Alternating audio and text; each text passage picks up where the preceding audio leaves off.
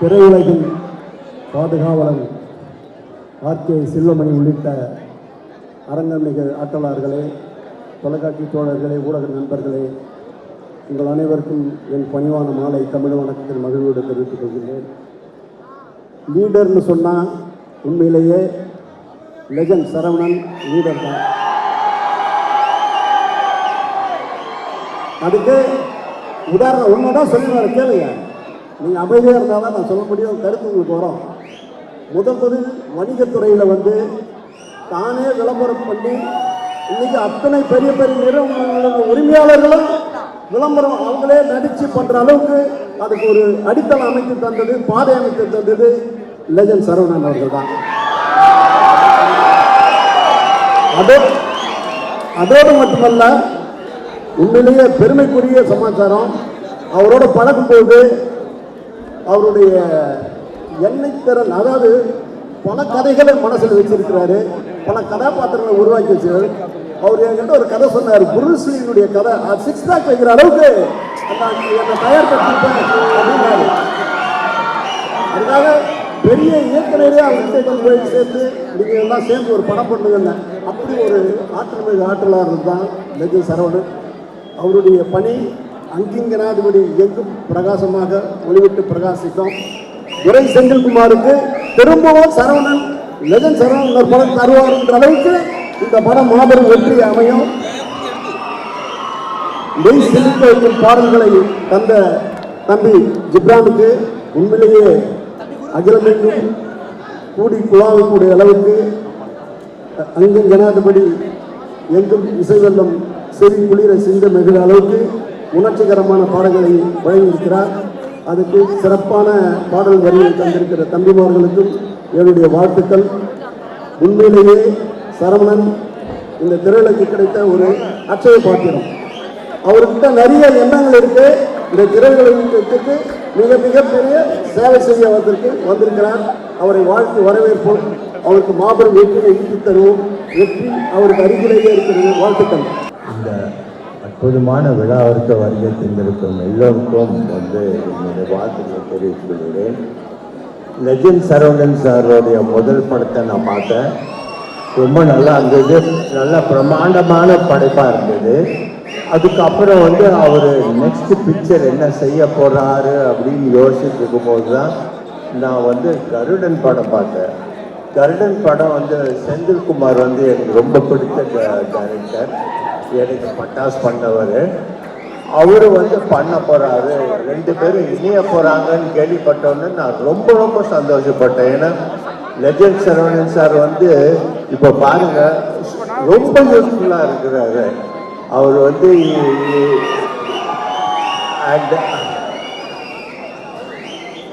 யூஸ்ஃபுல்லா இருக்கிறாரு. அவங்களுக்கு பியூட்டிஃபுல் ஹீரோயின், ஜிப்ரான் சாரோட மியூசிக் எல்லாமே அற்புதமாக அமைஞ்சிருக்கு. இந்த படம் நிச்சயமா ஒரு மாபெரும் வெற்றி அடையும் என்ற எந்த ஒரு சந்தேகமும் இல்லை. வெற்றி விழாவை சந்திப்போம். இந்த லீடர் திரைப்படம் வெளியிட்டு ஒருத்தர் ஃபோன் பண்ணார், நிக்கில் முருகன் ஃபோன் பண்ணார். நான் அப்போ அமெரிக்காவில் இருந்தேன். அப்போ சரவண சார் லைனில் 21ஆம் தேதி நிகழ்ச்சி இருக்குது, நீங்கள் கலந்துக்கணும்னு சொன்னார். நான் சொன்னேன், சார் இந்த மாதிரி நான் யூஎஸில் இருக்கேன் சார். அப்படியா சார், நான் படம் 3ஆம் தேதி ரிலீஸு, நீங்கள் படம் ரிலீஸ் முன்னாடி படம் பார்க்க வந்துருங்கண்ணா. சார் நிச்சயமாக வந்துடுறேன் சார், நான் 1ஆம் தேதி வந்துடுறேன். அப்புறம் ஒரு 3 நாள் கழிச்சு மறுபடியும் ஃபோன் பண்ணான். சார் நீங்கள் இல்லாமல் நிகழ்ச்சி நடத்தக்கூடாதுன்னு சொல்லிட்டார் சார். அதனால் 26ஆம் தேதி நிகழ்ச்சி இருக்குது, சரிப்பா நான் 25 வந்துடுறேன், 26 நிகழ்ச்சி வச்சுக்கிறேன். சார் லைனில் வந்தார். சார் இல்லை சார், படம் 10ஆம் தேதி தான் ரிலீஸ் பண்ணுறதா இருக்குது, அதனால் நாங்கள் தள்ளி வச்சுக்கிட்டோம் சார். இதை 3ஆம் தேதி வேறு ஒரு படம் வருது, அதனால் நான் தள்ளி வச்சுக்கிட்டோம். அவர் இதை சொல்கிறார்.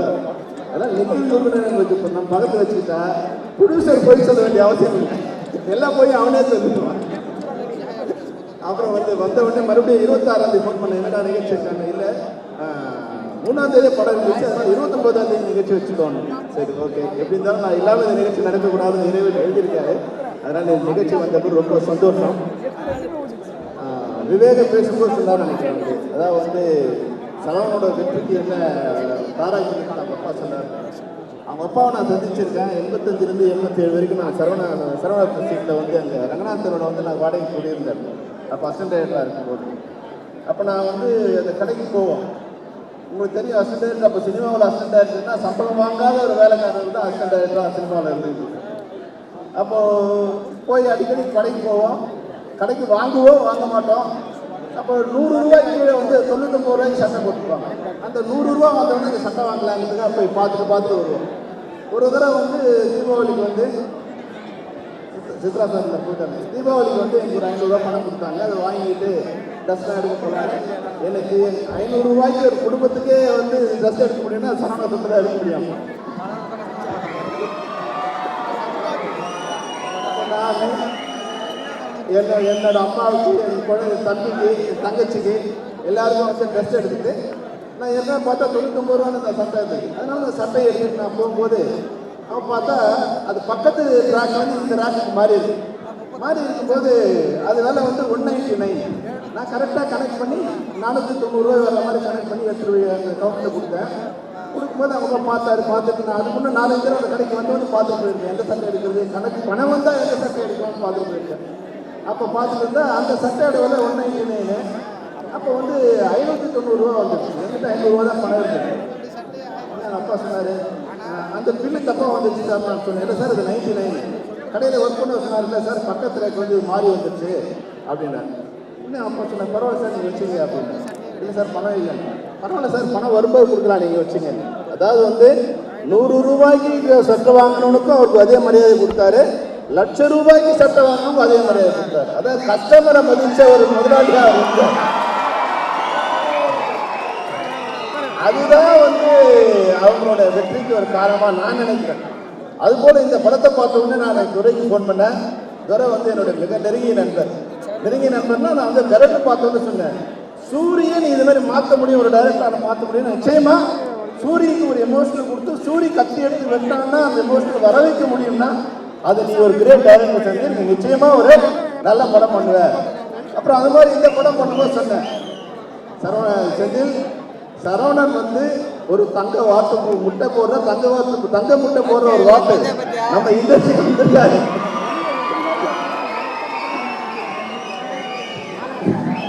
இன்னைக்கு நம்ம இண்டஸ்ட்ரியை காப்பாற்றுறதுக்கு தயாரிப்பாளர்கள் தேவைப்படுறாங்க. தயவு செய்து இந்த படத்தை நீ நல்ல படமா எடுக்கணும், வெற்றி படமா எடுக்கணும், அது எங்களுக்கு நல்லது, எங்கள் தொழிலாளருக்கு நல்லதுன்னு சொன்னேன்.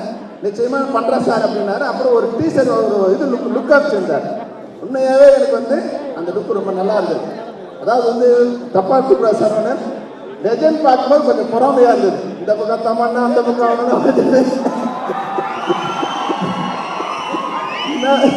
என்னப்பா பணம் இருந்தால் எதுனாலும் பண்ணலாமான்னு.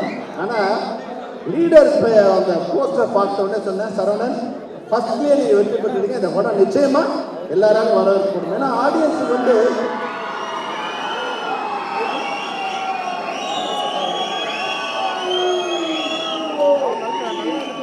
படம் எப்படி ஓடுது கண்டுபிடிக்க முடியும். நான் வந்து ஒரு படத்தை 100 தடவை நாங்கள் ஒரு படத்தை 100 தடவை பார்ப்போம். டவுன் பாசிட்டிவ் வந்து அந்த படம் ரிலீஸ் பண்ணுற வரைக்கும் 100 தடவை பார்ப்போம்.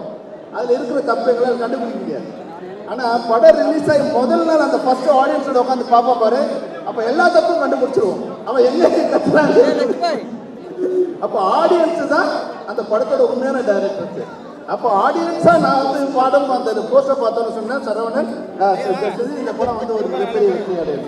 அதனால இந்த படம் மிகப்பெரிய வெற்றி அடையணும். ஆடியன்ஸ்லாம் ஒரு கோரிக்கை என்னன்னா இந்த படத்தை ஜெயிக்க வைக்க, இல்லைன்னா ஜெயிக்க வைக்கிறதுக்கு படம் எடுத்துட்டாரு. அதனால இன்னொரு விஷயம் சொன்னாங்க, அதை வந்து என்னன்னா வணிகத்துறையில் மிகப்பெரிய ஒரு சாதனை பண்ணார் நம்ம அப்பா அவர்கள். அதாவது நேர்மை, குறைந்த லாபம், நிறைய கஸ்டமர்ஸ், இதுதான் அவங்களோட வெற்றியோட இன்னொரு காரணம். அப்புறம் இப்போ ஒரு செய்தி படித்தேன், அதாவது சினிமா துறையில் வந்து நிறைய சின்ன படங்கள் எடுக்க போறாரு அப்படின்னு. உண்மையாகவே வந்து சரவணன் எங்கள் சினிமாவுக்கு வந்து நிறைய தயாரிப்பாளர் தேவைப்படுறாங்க.